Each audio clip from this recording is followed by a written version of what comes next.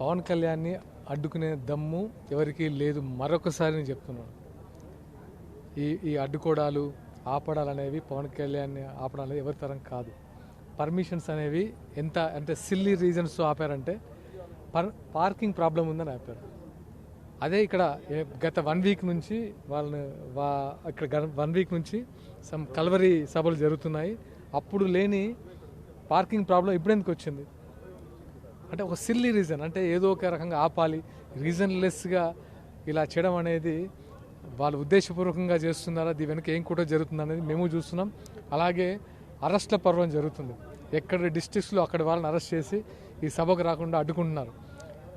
ఇది ముందు ఇలాంటి జరిగితే మేము కూడా ఎలాంటి ఉద్యమాలు చేయాల్సి వస్తుంది, మేము ఎలా అడ్డుకోవాలి అవన్నీ మాకు తెలుసు.